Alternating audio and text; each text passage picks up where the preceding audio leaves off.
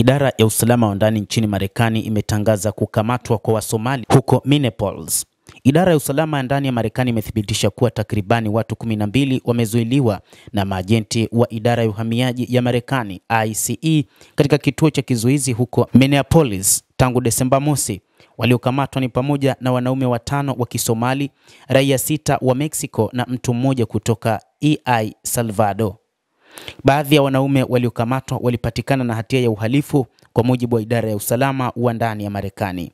Haya yanajiri huku operesheni zinazowalenga wahamiaji wa Kisomali zikiendelea katika miji pacha ya Minneapolis na St. Paul. Hata hivyo, Rais wa Marekani Donald Trump ameonyesha kwamba hawahitaji tena Wasomali. Hata hivyo, Wasomali wameathirika sana kutokana na shutuma za Rais Donald Trump. Rais Donald Trump amekuwa akishambulia mara kwa mara Somali na nchi yao Somalia kwa maneno makali, jambo ambalo limezua taarifa nyingi zisizokuwa sahihi dhidi ya Wasomali. Alipokuwa katika kampeni za uchaguzi wa urais katika muhula wa kwanza Septemba mwaka 2016, Trump alishambulia jamii ya Wasomali wanaoishi katika jimbo la Minnesota nchini Marekani, akiwalaumu kwa kueneza maoni yenye itikadi kali nchini humo. Viongozi wetu wana ujinga kiasi gani kuruhusu mambo kama haya kutokea hapa nchini na hapa Minnesota?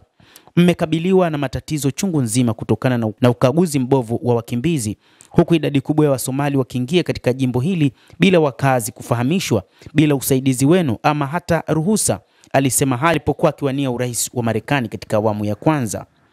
Tamko la hivi punde la Rais wa Marekani Donald Trump ni kuwa hataki wahamiaji wa Kisomali nchini Marekani na kuambia waandishi wa habari wanapaswa kurejea walikotoka. Siwataki katika nchi yetu, nitakuwa mkweli, amesema wakati wa mkutano wa baraza la mawaziri siku ya Jumanne ya wiki hii. Trump amesema Marekani itaharibikiwa ikiwa ataendelea kuchukua takataka katika nchi yetu. Nchi yao ya Somalia, unajua, hawana chochote, wanakimbia huku na huko kuuana, Trump alisema. Kisha akageukia kumkosoa mbunge Ilhan Omar wa chama cha Democratic ambaye ni Marekani mwenye asili ya Somalia ambaye amekuwa akigombana naye mara kwa mara.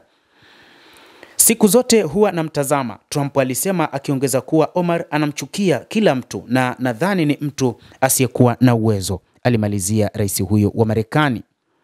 Kuniandama kwake kunatisha, Ilhan Omar alisema katika chapisho katika mtandao wa kijamii, akisema anatumai atapata msaada unaohitajika.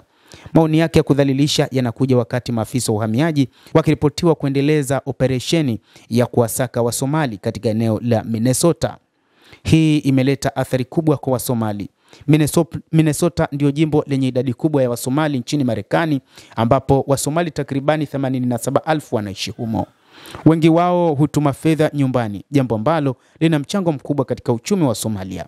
Hata hivyo, baadhi ya fedha zinazokusanywa Minnesota zinasemekana kutumika dhidi ya Wasomali, zikielekezwa kwa makundi ya kigaidi kama Al-Shabaab, taarifa ambazo hazikuonyeshwa na uthibitisho.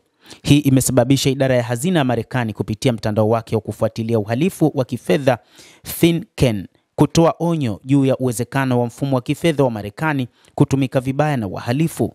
Tangu mwaka 2015, serikali ya Marekani imesema fedha zinazotumwa Somalia zinaweza kujipata mikononi mwa wanamgambo kama Al-Shabaab, na sasa inachukua hatua kuziba pengo ambalo linatumika na wahalifu, imesema serikali. Mtazamaji wa The World News, hii ndio hali halisi iliyopo wakati huu nchini Marekani juu ya Wasomali wanaoishi eneo la Minnesota, huku idara ya usalama ya ndani ikitangaza kukamatwa kwa Wasomali huko Minneapolis. Endelea kutufuatilia, tutakujuza mengi yanayojiri katika ulimwengu kupitia The World News. Naitwa Adam Hussein, endelea kuwa nasi.